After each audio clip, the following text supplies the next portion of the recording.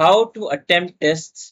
Before I start the video, काफी बच्चे मुझे बोल रहे थे कि पीवाईक्यूज के लिए कौन सी बुक लूं या फिर एडवांस की पीवाईक्यूज करने हैं। पास्ट 25-26 ईयर्स के जो भी प्रीवियस ईयर पेपर्स हैं वही रेलेवेंट है, and that is what Oswal is selling.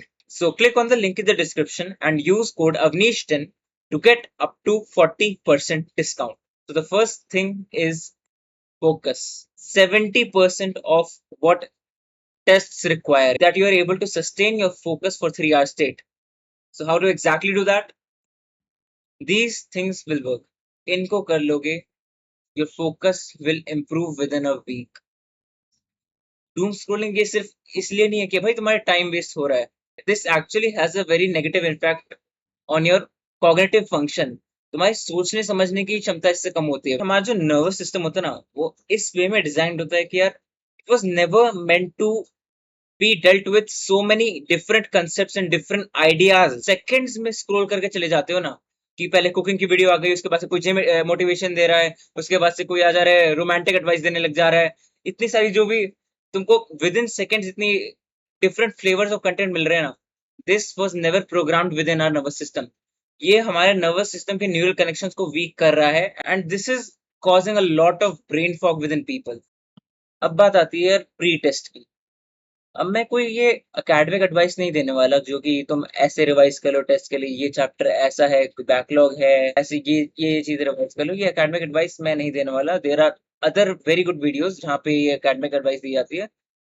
What I am here to cover, ये चीजें आर फॉर ओनली जो कि बहुत डेड सीरियस है. This is for those who are very much dead serious for the exam. So these are all the components. Let's get to the first thing, that is sleep. Weekend पे जब मेरा test आता था, I did not used to cut my sleep. मैं आराम से 7.5 hours सोता था. Is necessary for your cognitive function. क्योंकि एक थका हुआ दिमाग कभी भी अच्छा परफॉर्म नहीं कर सकता. ये प्रॉब्लम काफी बच्चे विंटर्स में यूजुअली फेस करते हैं कि यार 6-7-8 घंटे सोने के बाद भी उनको आंखों में नींद आ रही होती है. मेजर कॉज हो सकता है डिहाइड्रेटेड हो, आपने पानी कम पिया है. Drink around 3 liters of water a day. 3 liters is like very good ideal, जहाँ पे तुम्हारी हेल्थ काफी अच्छी रहेगी. इस फोटो में डिपेक्ट हो रहा है कि यार ये मैम प्लास्टिक की बोतल से पी रही है, तो आई वुड से कि अवॉइड प्लास्टिक बॉटल्स एंड थोड़ा सा प्लास्टिक से कंज्यूम कम किया करो.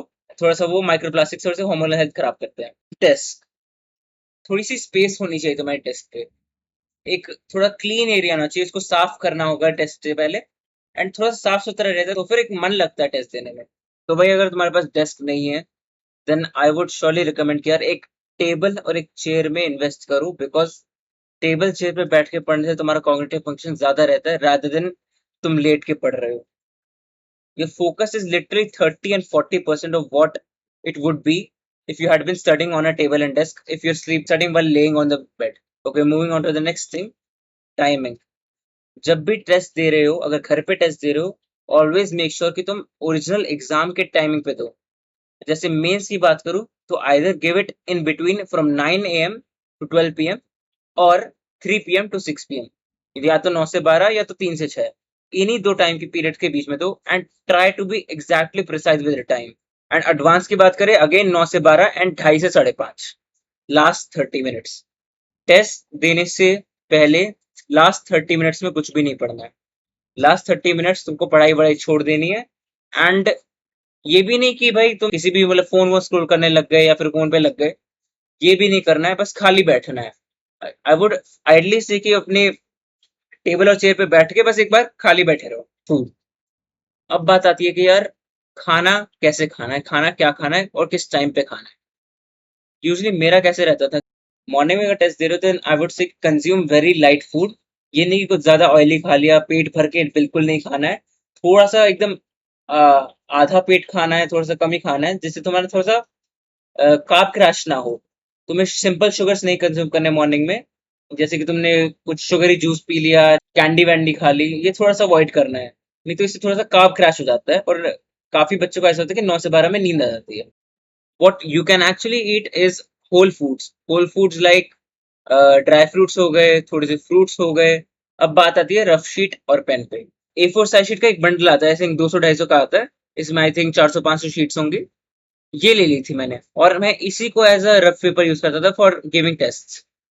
जब तुम जेई मेंस का टेस्ट दे रहे हो तो इन बंडल्स में से 6 A4 साइज शीट्स निकाल लो, एंड उसको इनिशियली अपने साथ रखो, एंड इस बंडल को अपने कमरे के कहीं और किसी और पोर्शन में रख दो, तुम अपना टेस्ट दो, एंड जब बीच में एक्स्ट्रा शीट्स की पड़ेंगी तब उठो अपनी चेयर से एंड शीट्स लो, लेके आओ, एंड इसके बाद से वापस टेस्ट स्टार्ट करो।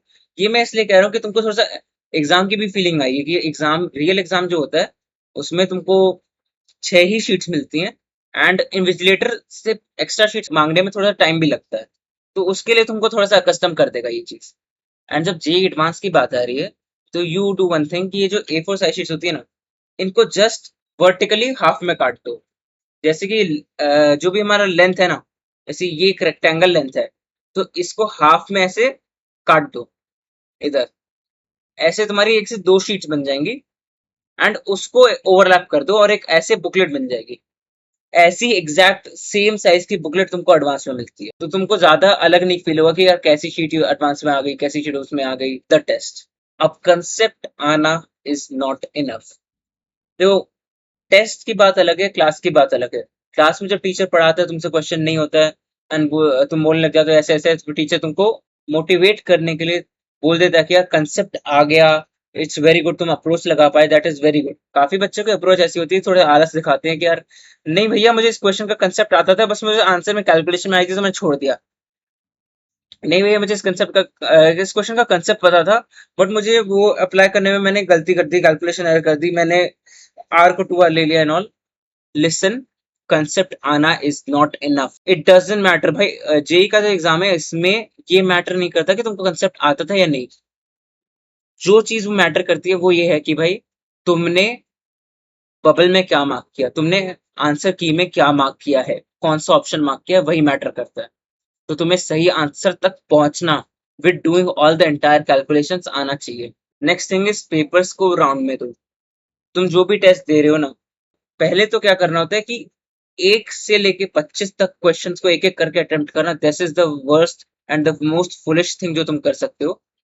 ऐसा नहीं करना होता है, ये तुमको पागल बनाने के लिए, तुमको फंसाने के लिए ऐसे ऑर्डर सेट किया जाता है।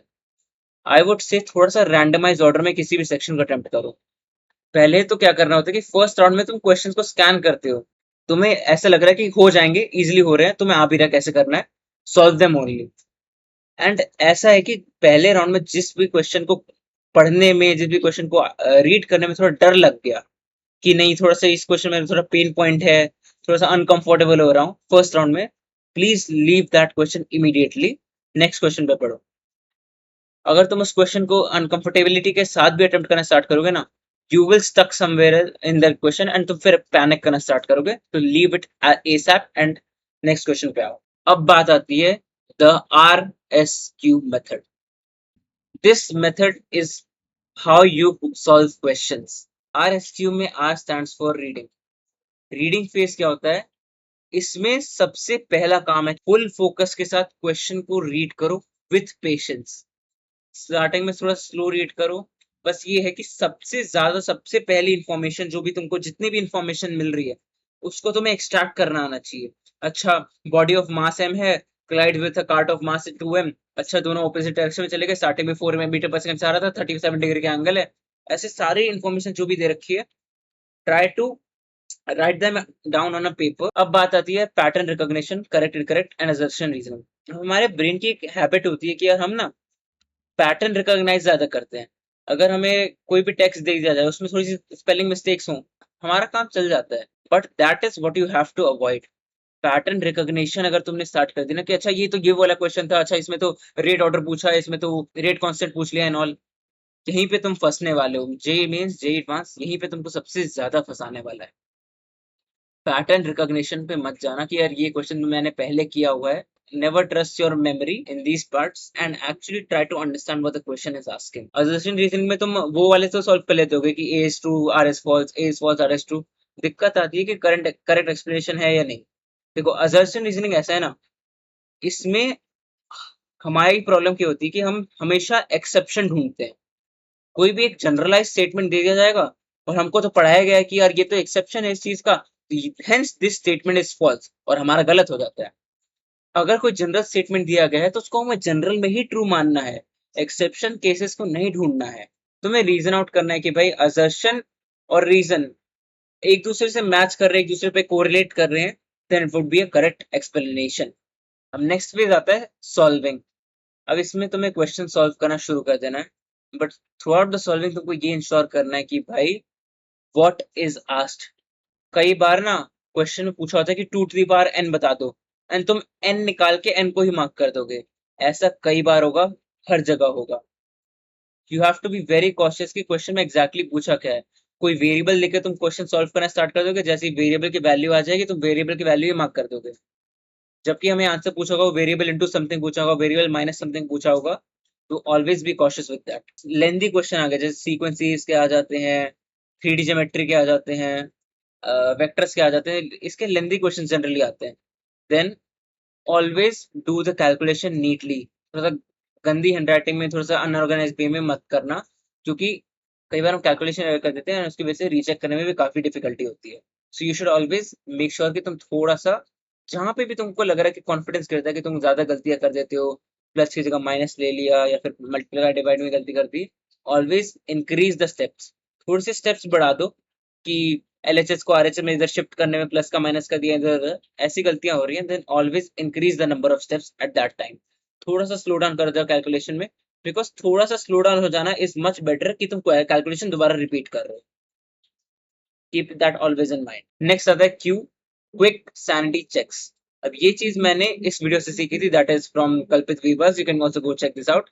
इसमें क्या होता है ना, जब तुमने क्वेश्चन रीड कर लिया, सॉल्व कर लिया, आंसर तक पहुंच गए, देन एक 5 से 10 सेकंड का क्विक सैनिटी चेक होगा। जो भी तुमने पिछले मिनट्स में सॉल्व किया, जो भी तुमने क्वेश्चन लिए, तुमने एक बार डेटा क्रॉस चेक करोगे, थोड़ा सा अपनी कैलकुलेशन चेक करोगे, थोड़ा सा रफली 10 से 15 में थोड़ा सा सैनिटी चेक्स मारोगे। ह्यूमन का वेट पूछा है, अगर मेरा आंसर 7 kg आ रहा है तो ये वैलिड है कि नहीं है। एंड स्टार्टिंग में थोड़ा सा ये क्विक सैनिटी चेक थोड़ा सा मैकेनिकल लगेगा, लेकिन जैसे जैसे तुम थोड़ी सी ज्यादा प्रैक्टिस करोगे ये तुम्हारा सेकंड नेचर बन जाएगा। Coming on to the last thing, that is time distribution. तुम्हारा टाइम डिस्ट्रीब्यूशन आइडली कितना होना चाहिए?